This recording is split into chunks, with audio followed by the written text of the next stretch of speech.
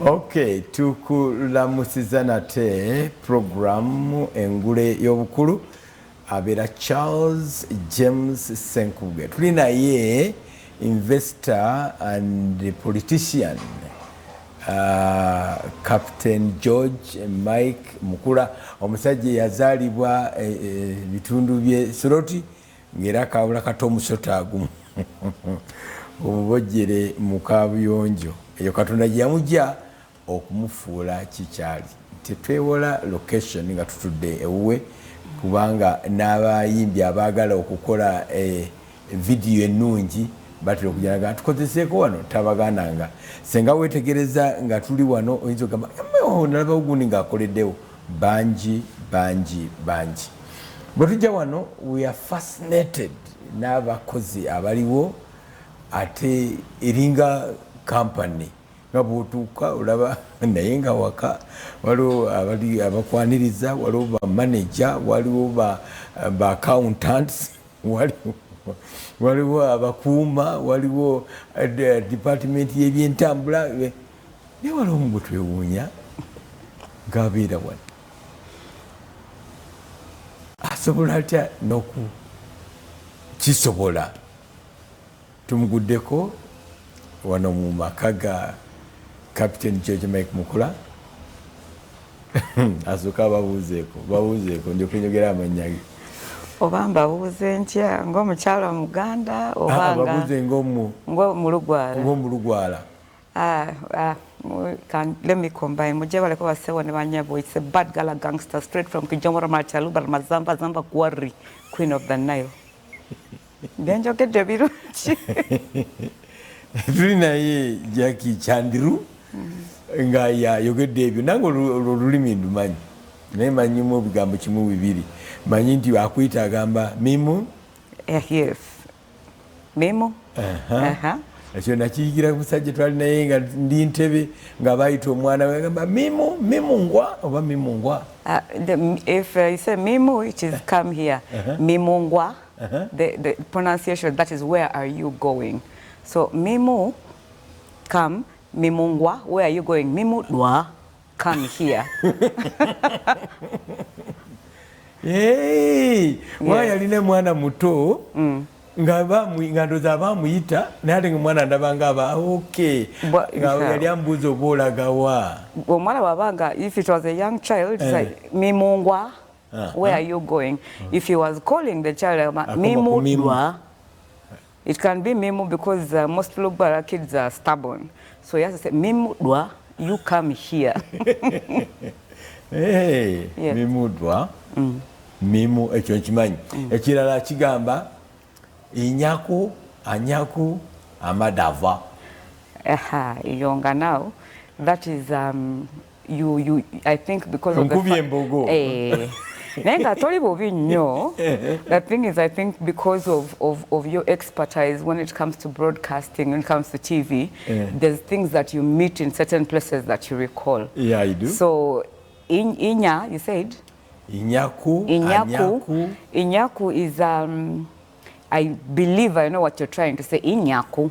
You don't eat, I don't eat, we throw it out. Inyaku. Inyaku is you don't eat. Anyaku. Anyaku is I don't eat or I will not eat. Then we throw it out. Put there. Take it. Not a madava. Now that one, I think you heard a few people speaking. No, we got tagata. This was Honorable Zoe Bakuku Bakuru. Do you come from the same area? I'm Maracha. I'm from West Nile, Maracha. So the difference, the thing is, we all speak. There's and the age kati Fabaganda waliwo yogerera Oluganda nga mu generation yamwe nga tusobola kubyogera. Kati mama wange bwayogera Oluganda mutunulira bwe bati nenkwata simu yange nenzira ku birala. Mama wo muki? Muganda, mukyala Muganda. Yani erinya? Josephine Musisi. Bulijjo neewunya nti ebigambo by'Oluganda wabiyigirawo. Nabiyigira ku mama n'empisa. Naye Olugwala wabeera Musisi, then she must be my agement. Kuba nange erinnya erya Musisi saali etumba bwetuumi naye Musisi yayita mu myaka gyaffe nga bama bali mbuto bazaala abona generation nebagituma musisi atateko washes my agement mutumidde nnyo mami kansubire nti olaba oli mukulaba Salt TV. Yes. Okay, omuntu ono nze musanga wano ennaku zino alabika kansoke mubuze ebyokuyimba katono. Don't miss it. Or do you still sing? I still sing. But not as you used to. Not that as I used to. I mean, I was on a stage. Your stage in Jikuba. I even sing much better. You know, it's the same thing when it comes with age and experience. You get better at what you do. That is it. Nayenga, it's you just get to a certain age in life where you decide that yes, this is something that I started with. Nekati, let me also diversify. Let me find out other different areas in life that I should explore. Njukire nakuze kigunda ky'omwaka. Nganze sibayita nti mujjenga yabeera ndawusi. Yava na uluguma, ladies and gentlemen, the Blue Three. Nemuloka muvayo tuwe mwaka pera. Akapeya Blue Three oba kandabe. Nze mmanyi nti obulamu bwange buyimiridde ku ggwe. Obulamu bingi abalala bye batalaba. Buli kimu kiba tekingasa bw'obanga toli nange. Njagala bw'okabanga nkaba nawe nga nsanyuka. Omulabi wa Salt TV, omuntu ono tumusanga wano ng'ali mu office work. That fascinates me. Yes. When I remember the Bruce 3, nga bakulangiridde nga mwambadde mujja mutambula with all the vibe. Kati nekulanga oli wano very official. Ukisobola otya? Wano oli kibuziza bwe. Wano oliwonga muwala wa oba oliwonga mukozi? Wano nasookawo nga muwala as a daughter to Captain and captain. To Madam Gladys Nasoka. That's how I started. But where did they find you? I've known Captain for like the longest time, and as Madam, a friend of the arts. Yes, when it comes to music, when it comes to entertainment, I've known him from that time. Then there was the introduction, of course, to Madam and all, and then these are people from Okuvada. Nga will look at them, and I would always be like, this is the kind of if I ever get like married into Maka and what I would want to be like them. But even putting that aside, it gets to a certain point where ngibingenda bitabula byonna. Naye wensimira embogo bwe bati tetufudde obadde byogera nnyo mu luzungu naye nga manyi abamanyiza gamba kati naba kale kanzireyo naye totya kulwogera balumanyi. So basically natandikanga muwala Captain Jali ne Madam nga his ye muntu. For example, am I supposed to be very honest? Yeah, be honest. Okay. Kubanga twagala tumugeya. Awula maswali. With the day when you're going to broadcast mumbulire. Hopefully, so I hope you will be busy on that day. But ye muntu, for example, should I say gwe nali or gwe nsobola? Okay, the person I can cry to. It doesn't matter what time of the night, of the day that it is. He's the one person, should I say, who has bantu balinga basatu bana who have never judged me, for example, when it came to my past. So Captain ye muntu gwe nali nsobola okukabira. Kati time yatuuka ng'ovudde na ku arts nabikoze bitya nga sina na kye mubuuze bikwatagana ku the art, because he's a patron when it comes to arts. Time yatuuka nga nakwata simu. I was even surprised nti simu yagikwata kwolwo. I was very surprised. It's much easier to text. May I call you later? Naye yagikwata. Ate nakuba, I think I called at around, I think it was around 1 1 something. Wali ludawa? Nali waka. Nkiye kyali kibadde omwami yali akubika? Ebyo byagwadda tekyasobola kunkuba nze ge mazima. But I called. Otiisatiisa wala mubeera mutiisatiisa abala bosanga bagamba nze tosobola kukola bw'atuuka awaka. Ekizibu kya laavu naye kankubulireko. Bw'atuuka awaka omusanga yona abeera mu ofiisi nga yeekyakuula. That time I was not okay. Just in case wobuuzako ku Google and if you try to go to like blogs, because that's where people get most of their news from, which 3/4 of the time is reported boogera ebintu ebitali bituufu. They have like babira ne percentage entono nnyo ne bateekamu ku birungo okufuna likes and things like that. So omuntu yali alina ekintu kyeyampandikako. And then takifaako, because that's what abantu people make money nga bampandikako. Kati mba nkuleka kufuna ku butungulu nabikoze bitya. Ne kati ekintu kyayitirira ne kibeera ne tentacles bwe bati kati ne bazimbako ate n'ebirala ebitaliimu ki. Ne ntuuka point nengezako ne ngamba Captain siye muntu nze gwe nsobola okukubira anytime sawa zonna nedda. Because of respect. Because of respect, that is number one. So I believe that time esimu yagikwata kubanga yeewuunya nti Jackie muwala wange ali mu kunkubira ku ssaawa zino. Naye ku olwo olunaku nali just njagala kugamba omuntu nga njagala ategeere nti nze ng'omuntu, I'm a human being, si nti Jackie Chandiru gwe bamanyi nedda.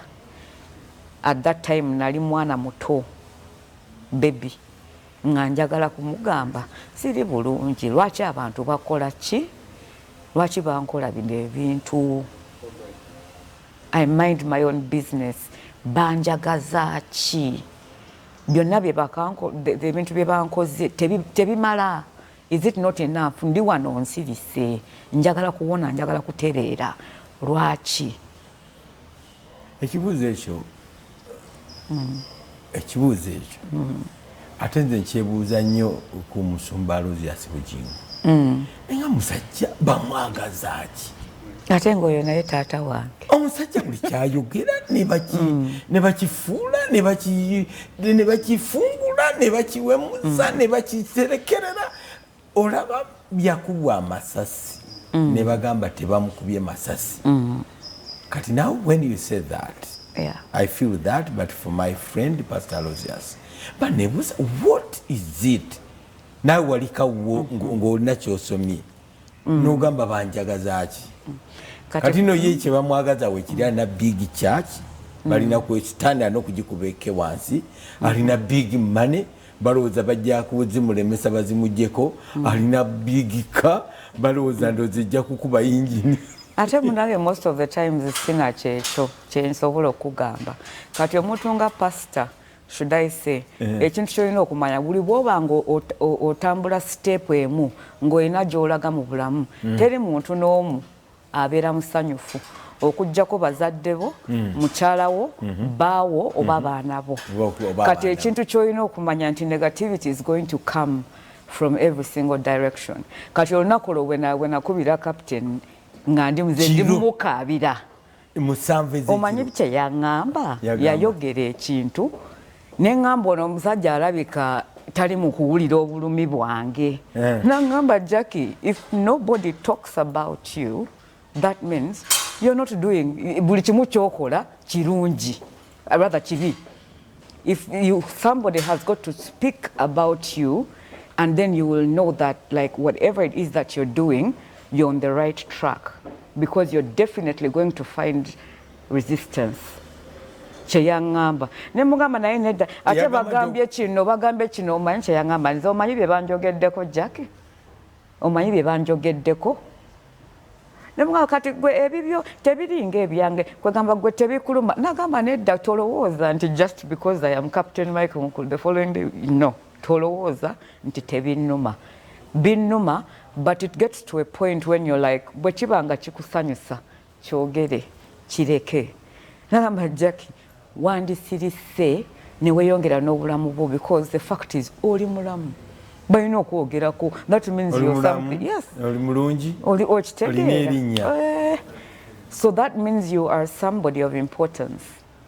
And the fact that people are talking, nemubuuza naye lwaki bali mu kwogera ebiri negative. Ne bwe mba nga sirina kyenkoze. Musanvu za kiro. I think that day he picked, because most of the times it is easier for me to text, but I felt nabadde neetaaga okwogera.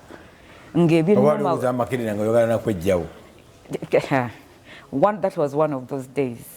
Nga mpulira kimpitiriddeko nga neebuuza Abannayuganda banjagaza ki? Tebanzaala ne bana abantu, tebalina kye bamumanyiiko, kati nno waakiriko nze, kati imagine pastor.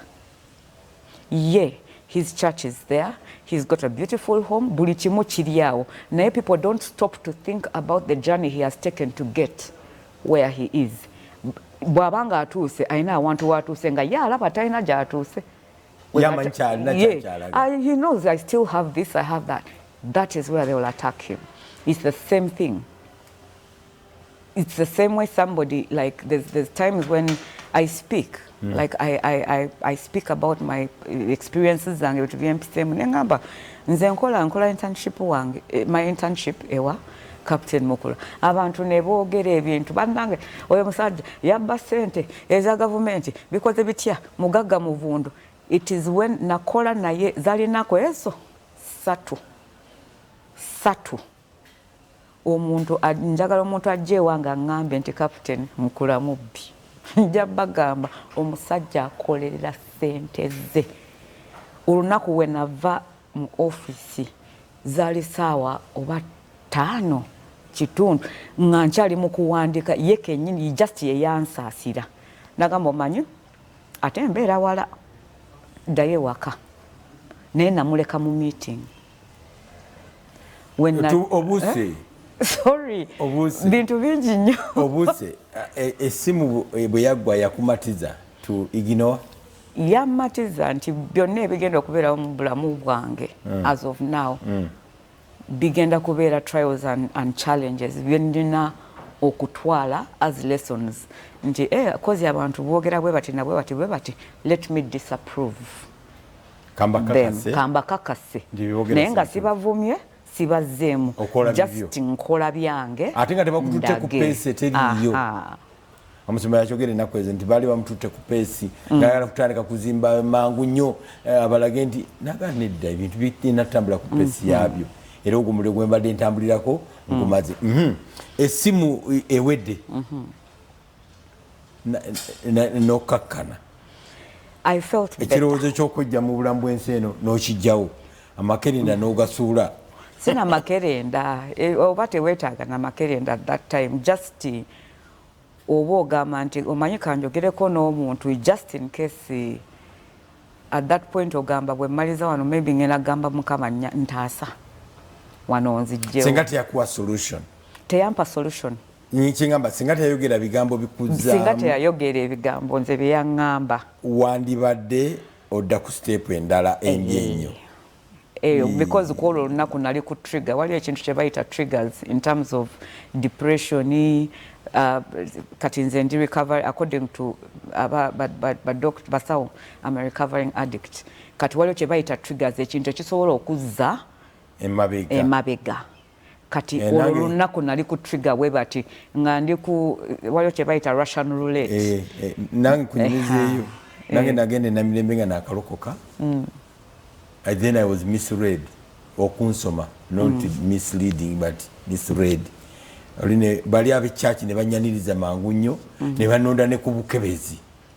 Kati omu ku banene eyali akulira late bajja n'abantu ye mukebezi n'ankolako summon number. Amba temutuleetera wano bannakatemba simanyi biki. I felt so bad. Nali nvudde ku by'omwenge biki ne nezayo ku pride n'enzirugaza emmeeza. Katonda n'angamba, are you sure? Yeah. You want to go back? Bonna baaliwo ne banywa nenze saanya. Nenzira yeka ne mugamba ndagewa.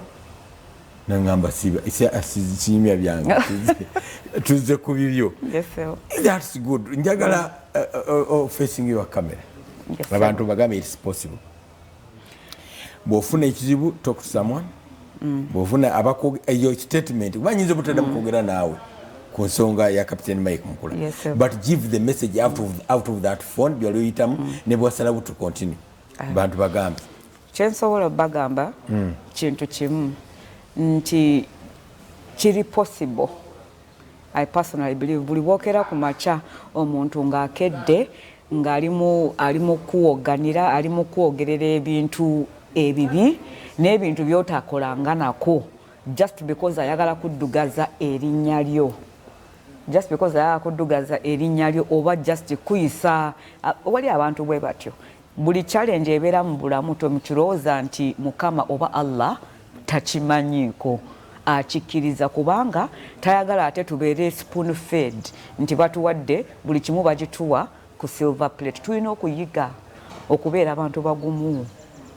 Kyova olaba tuli created in his image. Kati singa nze saakwata simu nagezaako kye nali nsobola ne ntuuka point ne mmenyeka omuntu n'akeera n'awandika article ngambi nnyo ne nno mwana akaaba okuva ssaawa 3 2:3 paka ssaawa nga 6 saasisobola kubira maama wange so naye nga njagala omuntu asobola okuntegeera nga nkimanyi nti maama owange ye ogwo mulimu gwe ali supposed okundera no matter what it is. Ne bwembanga I'm 50 years old ali supposed okundera nanoonya omuntu gwe nali mmanyi nti ono ajja kumbuulira amazima. Talina solution n'emu gye yampa naye nti just yangamba bibaawo ebyo byesonyiwe tobaddamu toyomba tovuma sirika busirisi gwe weeyongere neki n'obulamu bwo n'omulimu gw'okola omulimu ne byonna by'ojja okufunamu bye bijja okulaga abantu nti mwayogera kino bo kennyini leka Mukama abaswaze. Amen. Abantu bayita mu bintu ebyo bingi nnyo ennaku zino ate bingi nnyo ddala. Nange waliwo bannumba ku social media nnyo naye nange neneebulirira nengandi ngenda kusirika olunagamba ng'osirise nnyo. Nze nkutya nkutunuulira bwe bati nga bali mu kulumba neŋŋamba naye which type of stone is this rock oliya nakigamba nemuddamu nemugamba bwe twasomeranga mu primary ne secondary nga batugamba silence examination in progress. Bwento bwe namugamba nina kusirika kubanga ndi mu kukola kigezo kyange kakati ate nja kukiyitamu nga nkiwangudde. When you concentrate on your exam you pass. That is kyokka kye weetaaga. Nogenda maaso essimu ewedde kati ojja otya kutandika okubeera wano nina ebisigi kyokka kyengenda okubuuza wano obeerawo otya nga obeerawo buli lunaku ewa Captain George Mike Mukula. Nze lwenzi kyano ngamba oba nyambale ntya buli kimu mba nkitya because he's a very smart man. Buli wenja ngamba engatto oba njikubirewa kubanga obuyonjo buli wano si bwabwe kintu kiramu. How do you manage okubeera wano? Oyinza okujja n'olowooza tewali muntu nga weemuli. Nali mugeya nga tuli ne Jennifer Fulufiga ku TV neŋŋamba nze wange bw'otuukayo abazzukulu kyaca ne mugamba wano tukawo silence. Yes. Oyingiranga ayingidde wa ngali mu hoteeri gaggadde. I can see stuff, I can see computers, but this is a home. Kati ekintu personally I believe nze nganze because Captain si ye muntu agenda okuteera buli kimu mu maaso go nti kati ekitabo kikino kiri bwe kiti nabwe nedda. Kati olaba nasooka ewa Captain nga muwala we ne wa madame wajanga muwala nga muwala naye bwe natuuka wano yaŋŋamba kintu kimu waliwo olunaku najja wano nga nabye njagala nga ndowooza mu politics yajjanga muwala nkyogerako katono Jackie yafuna obuzibu waliwo eddagala lye baamuwa nerimuwoomera nga bwe balimu kuba awulira bulungi nafuuka eddagala eryo nemufuukira problem nafuuka addict w'eddagala eryo kati naayitirawo ddala nga takyayinza kubeerawo nga tebali mukubye.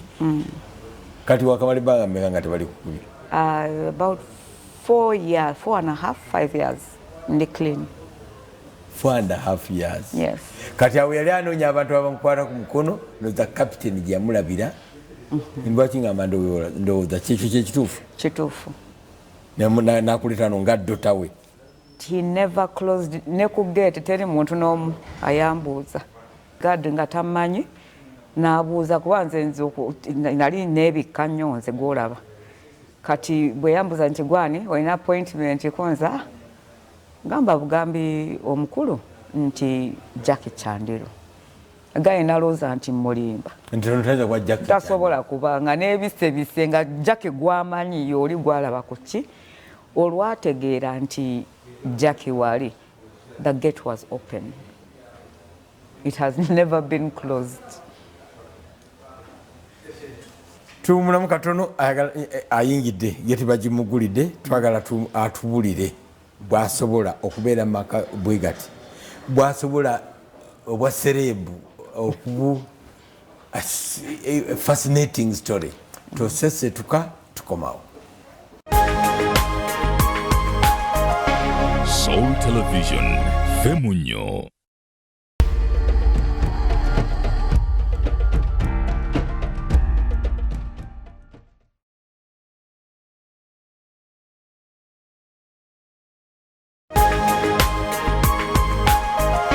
Soul Television Femunyo.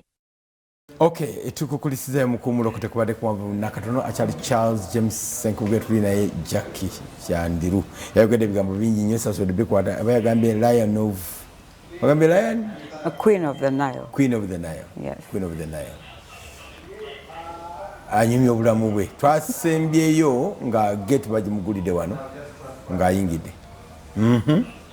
Ozenga muwala. Nzenga muwala. Ozena akagugu ne kesi ozena kiki? Aneta sina kesi naye bwe mbanga njagadde kesi nandibadde nsobola ogitumya denjireeta naye ku olwo wabeerayo time mu bulamu bwaffe it doesn't matter how old we are nti tubeerayo n'omuntu mukama wabanga akuyambye nga abazaddewo bakyaliwo nti osobola okukubira nze nali nkubiddeko maama wange saawa 9:30 neyeewuunya era nagikwata nagamba kiki nemugamba just mbadde njagala kuwuliriza ddoboozi lyo ye n'akitegeera nti muwala wange ayina kyakola ki kyayitamu so nayingira wano bulungi naye mukaabira bintu bingi naye nga mutunuulira bwe bati nga ndabira ddala si nti tali mu kulumwa on my behalf naye nga ali mu kuntunulira nga 1 year old nti Jackie bino nabyo bye bikutawaanya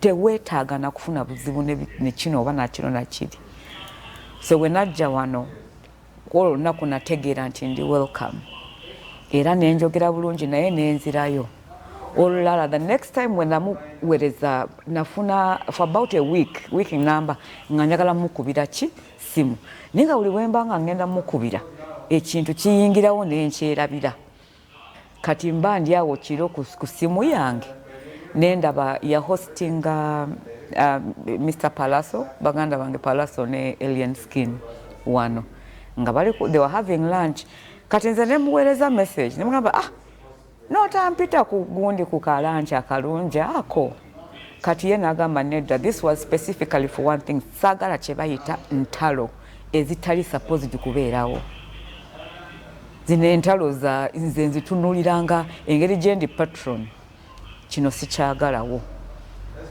nemugamba omanyi nensooka nensirika nengamba naye omanyi nga nina kyempitamu at that time nemugamba enkya nzijja kulaba nagamba it is okay no problem era najja and I spent half the day naye ku olwo netwetaalanga just ndi mumugoberera bwe bati nga kabebi nga just mutunulira era wemvira ku bamaama mwana nzikubire nogamba abadde kyoni abadde ki naye nga just ayagala kubeera just gyoli because emuwa that ka time nti tawulira nti waliwo ekizibu kyonna ekisobola okumutuuka we nafuuka okutuula natuuka mu afternoon naye natuula naye ku desk zaali ssaawa oba nga 3:30 because yagaana okwogera nange nga alina abantu abazze okumulaba and that day teyali na busy naye nkulaga nti abantu bali bwe bati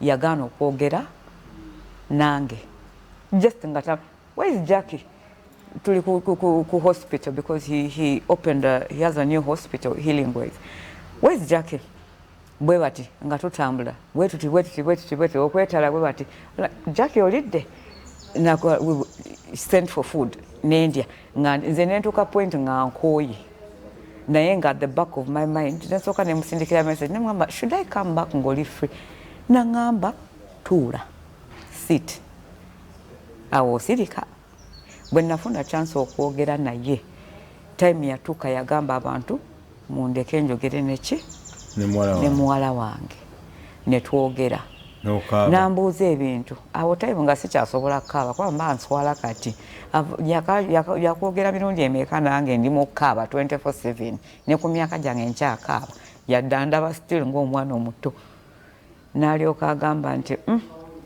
katugenda kukola bwe tuti nangamba I'm giving you 8 months wakozi wasoma ki ne mugamba kye nasoma nagamba no tufune direction ndala I'm giving you 8 months nayogera kigambo kimu nagamba Jackie I want you to sacrifice your time wena kye wabuuziza nti nkulaba wano nzukuka ndowooza ku ngoye nabikoze bitya nayogera ekigambo sacrifice because when it is something it is that you want you have to sacrifice so many things to get it nagamba ngenda kuzza kati mu business no business kati okola kintu kutunda nagamba no wetaaga okuyiga the art of business, the art of negotiation, the way you're supposed to talk to people, the way you're supposed to crack deals, the way you're supposed to sense this is a good deal, this is a bad deal. Nesooka nentula neŋŋamba ku byempiseemu ku nsi ya Mukama ate kati nzire mu class nagamba kati togenda kuyingira mu class but you're going to learn on job. Nagamba ze sikuwadde mulimu kuba gwe sisobola kuwa ki sina musala gwengenda kuwa sina musala gwengenda okuwa sente azirina nemba asobola okkeera ku makya nno captain oyo gwolaba nakugamba go and have dinner nakuteerako miliyoni emu ku ssimu dinner ng'ogenda n'ofuna Rolex ya 10 ezo ezisigadde n'obizza mu ki mu bintu. That is how he is, at least with me. Simanyi ku balala nze nagamba he just one day like this nakugamba have dinner nagamba sacrifice. What is a sacrifice? I didn't know. Is he strict or is he captain? But captain is strict. Week nako 3 days 2 days nali njagala bivaako nno nengamba captain ali mukumpisa ng'omuntu just bana okola obwejo kati no nze yati nzize n'ekyejo wano ndi waka nzize n'ekyejo nkola mistake ne akantu akatini wekati you're not supposed to do this and this ne bwabanga waliwo people you're not supposed to do this so make sure this is done this and this nengamba naye ono gwe mmanyi olwo akyusizza yisaati tayagala kumanya takyalina dota na mukozi akugamba 10 gwasomesa 10 in the morning kati nze yampa 10 because mbeera wala 10 am I want you here najja wano nno nga nkumba bulungi nnyo mu kabuleza kange towards the end of the day nagamba ezenviri empanvu sizaagala you have to be corporate. You see the way people look at you and perceive you matters from your general appearance. That hair awono nkubye enviri zikomeno 34 inches zikomeno wansi. For this kind of weather you don't need a pull neck, take it off. Actually I don't like the way you're dressed. Wallahi naddaye wakana kaaba nengamba omuntu atakusa waki teyampeereza message nangamba nti oyambadde ki nate nali nnyumye nga wonna wempita buli omu agamba nkoli corporate natuuka wano ne bampa doozi yange nagamba I need you nampa zali namba 2 call this person this one balina okwambaza olina okuyiga okuyiga okwambala eregeza n'engoye ezimatalinga muntu ng'agenda mu corporate world yakiŋŋamba the same way we think about nti ntera kubuuza abantu sure mulimu bantu ki age group ki na ki what is it about n'otegeera nti kati kanyambale bwe bati kati ye nagamba njagala 360 degrees oli muyimbi buli omu akumanyi nti oli muyimbi naye ate wano olina okuba nga oli ki n'atuuka point nagamba nti he has a hospital zino zitatu zoyina nina gundi byuma byendeeta okubijjaku nemugamba captain nagamba sizaagala neŋŋamba kale nentuuka point nga byonna byennyambala ebisinga nina okubika ki 3 nga nyingi nagamba kati pini eno nemugamba captain that's the last bit of identity gyensigaza eguka munda mukamwa it is up to the other side nagamba togirya netta waliwo engeri gye bakola design yayo so everything of mine literally had to change ate teyampa budde nti okukirowoozaako naye I believe later on yangamba with time I want to test how you can adopt to changes, abrupt changes. Cheyangamba. Obuyonjo. Every single thing, everything about my life became different. Everything became different. From day one? From day one, yampa day one yoka. Day two. Okay. Day two. Bago banzi. Omanyi, you've acted before. They say, give me an shock. No take him kati nze bago banzi. Nyamba whatever I was wearing chokanga nali smart nnyo. Ngane ngatono nga za bei nazija Dubai. Nga za bei bago bezo. Naga atonyumye. Atonyumye. You have to be like this thing about okay. Togera ku obulamu bwo tubukozesa mu Captain Mike Mukula. Bobo mugera ko ng'omuntu sente akola isi ekitugambye awasooka very strict. Yes. Oyinza mu describing otya byonna bimale. Hard worker. I think he's beyond a hard worker. Which nzenga kusente dali nachakola anti kati wata chengezako okugamba bale no pato bamugenda jikwe kamtya I feel fe wano wetuli like olaba for example ewake uwe his home is on the other side inapuna but he has an office side kati nze at a certain point when atandika okukola naye my internship ngam like why do you need to work like this techetagisibwa kusente zolina like oli steady nza wonga sicha sobola na kwata simu na Mercedes Benz sine not even one MG olina buli chemo achi oyagala like tewetaaga kwemenya olina enyonyi musajja akola one time yali mu office ngali kusimu nonga yakava kusimu bwe bati nagamba omuntu njagala ogende send white towels to the bathrooms. And this is a Saturday. Nagamba, no, the towels have to be like this, and this. Nemugamba, tumanzi. Oba tuma Mimi. Because there's two of us. There's me and Mimi. Me, I'm just an each, and Mimi is like the PA. Send somebody. Nagamba, Jackie, if I ever sit, my head is not working. I don't know what will happen to me. I have got to pay attention to everything. Era ngamba mu business, don't cheat people. The first lessons I learned, don't cheat people. Pay your debts and pay attention to every single detail. That is the way you will be successful in business. Nandi bamukubira amandazi. Nkugambye. Yali amandazi kakati awo. Otambula naye natuka point nagamba. The stones, the plants, nenewunya naye chichi ofachi. Just tell somebody to no, do something. You say I don't like that, change it. And this is a person who is going to sit with matters of the state. Ayogera n'omukulu, omukulu w'eggwanga, ayogera ne big people, but he'll still tell you change the color of those flowers. Ngavudde ku simu. That is him. He's too multi. How do I call it? Multi. He does so many things at the same time.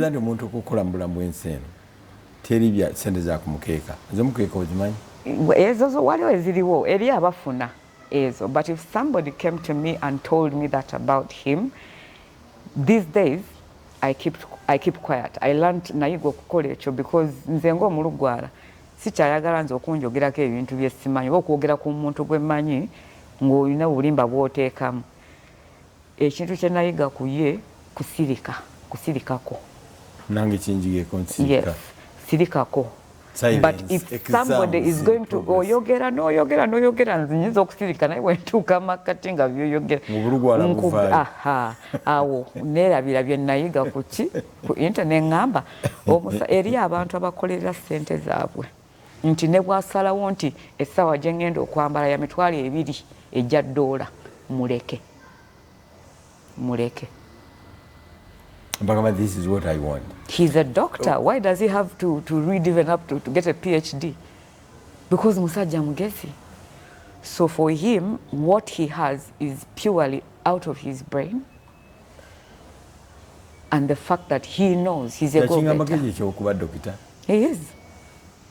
As long as you have a PhD, you've started up to the level of PhD. You're a doctor. You're a doctor, yeah? Ati bwama agenda n'ataddamu okusoma buto biringa ebipiloting yabimaze kyova olaba ye namuvaako because being a pilot waliwo abantu bayogerako waliwo abava esoroti waliwo baki abamu mbala bano bajjawo reaction ye n'abantu abalala n'abayimbi lwaki abayimbi abagalanye we never know is omuyimbi. Captain likes everyone. No, it's sisi na bayimbi boka. There are eri abantu abajja okumulaba nange ne nebuuza kati ono. Waliwo ekibuuzo like nze nganze nakyeterekera njagala kimubuuza. Eri abantu abajja ne proposals ewuwe. N'abajja nga tebalina na kye bamugamba ekyamagezi. Nti sirina maybe mmere ewaka. Si nti si kyamagezi. But he will give you the time. So aside from him being the person that is rank jalina, ate nti yayiga ebyamagye ate nti ali doctor yasoma nnyo nti musajja yakolera ssente ze, he listens to every single person because humanity ye ekyaliwo. Nzaani for example ye okukwata simu yange essaawa ezo. Nzaani ye okugamba nti kale Jackie. Yes. And the gate will just open. Abantu balina okukola appointment okumulaba.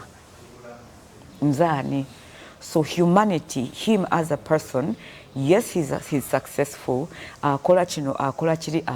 Kasita wanga avudde mu nyumba n'atula mu office. He doesn't leave until.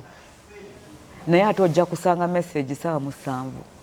If you get chance to speak to me, 7, 8, make sure this report is ready by 7, by this, by that time. Oyo muntu aba type ki nti sente azifuna just kumukeeka. So his humanity is there. In the middle of a crisis, the weirdest thing, by the way, buli wabanga ina crisis waliwo kino kuba bintu bingi byakola. He has about companies 30 companies zalina 30. Bwabanga ali mu crisis zonna kati lumu natuuka point naye okikola otya because namugamba nti kati nze wali omuntu wano amanja 20-something million. Nagamba oh okay, now there's a company of mine here which I'm trying to bring up and what actually for the month the small salaries now without even adjusting trials nangava 2.1 billion nakwata bukwasi ensawo yange nenfuluma. And there's no pressure takulaga, so he works best under crisis. So bwebanga nkiza mu business eyange ng'omuyimbi nti banvuma wano bakola kino bakola kiri, do I break down wano wendi? You can't. I can't. Nti just bigambo bugambi, just words. Kati wobanga for example you're suing me, obeera olina okunsuwinga for like 10 billion kati webituuse you have to sue me for money because that's what I learned. I'm learning from him. Ate nga sinawana kuyiga. Yes. This is very interesting. A hard worker? Yes. A supervisor? Yes. Ne bwabanga anakyayogerako asigala nga akyalaba kyonna ekigenda mu maaso. Yes. Luli mami wamulabanga ngoze kati wafuuka omukozi mami okyamulabako? Of course ye mulaba naye nga mami she doesn't come on this side tajja kati nze for example like once in a while if there's maybe papers that I have to deliver. Bwabanga achali side we musanga era olumula we bati nfukamira. Oyo ye mama wange. Talabika nnyo naka. Kati ate ye she's akatono ke mumanyiko. She's another, but I think the softer version of him, but a businesswoman. Ne business ajimanyi. Business ajimanyi. Kyensobola okugamba. That's very interesting. That's very interesting. Okay, kakati naye kirigiza wakajja bungamba nti ebya palaso ne gundi iriza wakatandika okukola. Almost. Wange byajjo. Transformation ekikola otya. Okituulako otya ekya Jackie Chandiru oli bakubira engalo nodda mu muntu ayiga business. Ekintu one of the amalala tegakutuulako kibegabega. Amalala yaganzijjako bwe yaŋŋamba nti sinyumye yambulira ebintu ebyannuma nno abantu basobola binvuma fo yampa pano beating ate nentegeera nti this is supposed to be for a very short time tagenda kumbeerako nnyo nti pano beating and what, but bwe ntuuka gyali biri mbyerabira naye ng'ekirungi taŋŋaana kukola ki kukola ebyange nti nina okugenda ku studio nti nina gye ngenda okuyimba sigenda kubeerawo.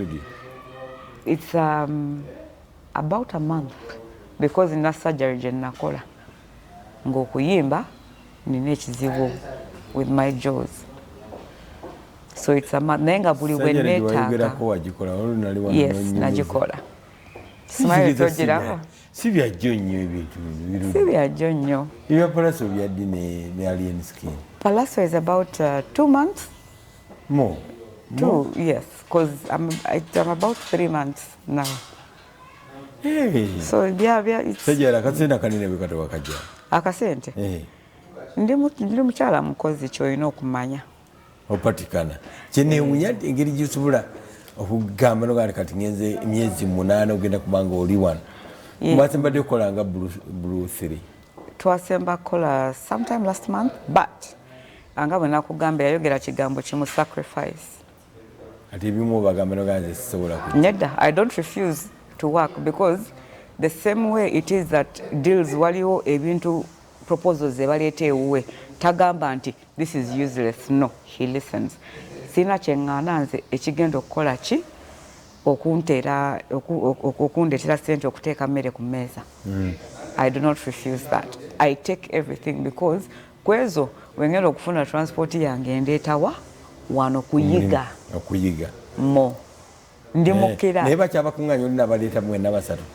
Ye, captain. Nje ngamba nga oli abaguze event manager. Yes, but we work. Most of the times zibeera private function. Naye olina okuba ng'otusobola.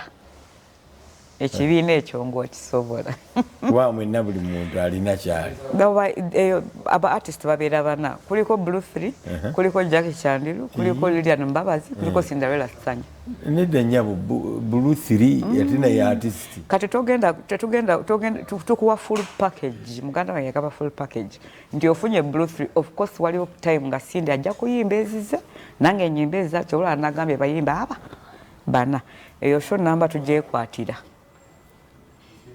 Nga teweetaaga kufuna buli kakyafuna ali. Ekyo nakino kyajja ekyogerako kyekyo kyo. Ekyaffe. Ekyabayimbi okuba nti kati omuntu okukola kyali yeetaaga abayimbi 10. Kyavaawa. Kyava mu kigunda kya mwaka ndowooza. From that, yes. Because buli obeera ogezaako kutapingaku bano baagala kino bano baagala kiri. Naye ng'oluusi nze I believe tekiri necessary. Musajja ali mu America yava eyo mu Ford Foundation. Natusanga twegasse ne ba Free Talent ne bakatolo bwama ba Mariam Nagire. Ng'abantu bayitirivu kubati bali theater nga wajidde wanaga this is very good. But the bad part of it, when it stop combining, they stop coming. That is it. Therefore, ngali atulaje kuba tufekanaga naye nakireeta na mumali n'abantu bangi. Therefore kino mwandi bade mukikola lumu na lumu nnyo. Anti kyovula baŋŋambye abasobola, the ones who can handle, be bakikola. Be bakikola. Wanga timu bwejjange Blue 3 oli abaya agimanyi kyekola kitegeera era kyazze okulaba kibawe lwaki ate Bruce omugamba yimba hafu songo noli ajja ayimbeyo nedda tukuwa kyoyagala Bruce. That's the major thing. But minus that, togenda teri muntu agenda kukwata 30 million plus just to hear 10 songs of Bruce Lee. No. Kati obyongeramu eza Jackie ze baagala okubamu ka gold digger eza Cindy copycat vitamin but you have to make that thing, you have to deliver and make omuntu okutegeera nti nsasudde sente zange I'm satisfied.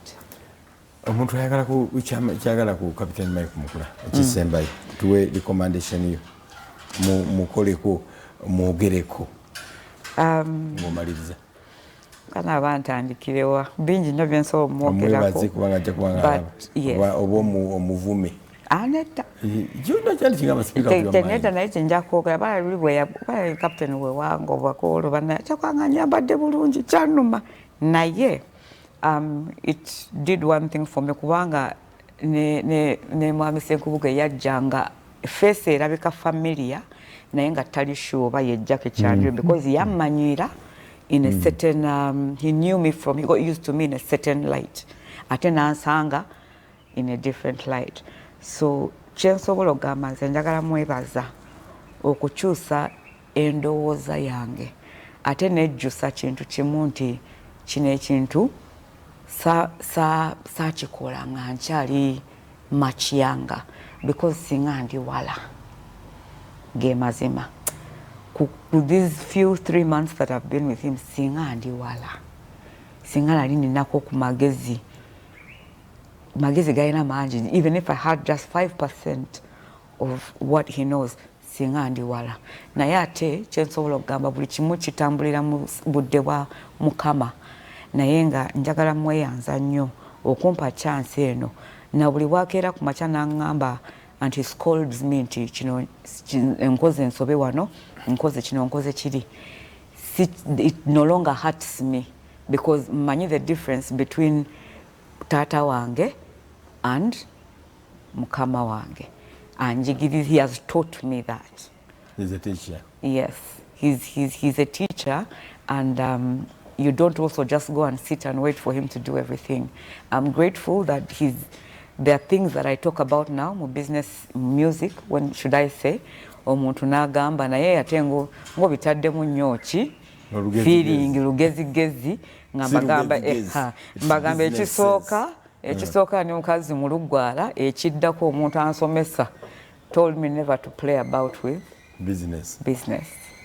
Olala agambye nti yejjusa nti yamuwa obudde dda kuba yali akumanyi mwali mulabagana naye kudda obudde okumuwuliriza wakimuwa late. Yes.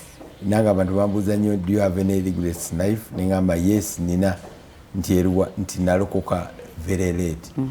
Olokoka ddi?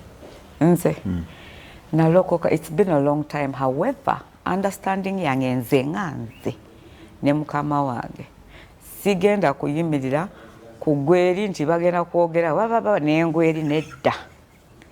Nze bwe mbanga njagala kwogera ku relationship yange with my God mbadde nsaba episode 10 nga just 10 tetugenda kubanga tusuka waawo tujja kutubeera naye wano tujja wano nga captain atuwadde obudde ate tujja kubanga tumuwa akadde okwogerako naye twagala tujja kuleeta ino omwana gwe yamusanga mu bank tujja kulambula kampani ze twagala okumutegeera abantu bamumanye nti ebintu tebalonda bironde abagagga babikolerera.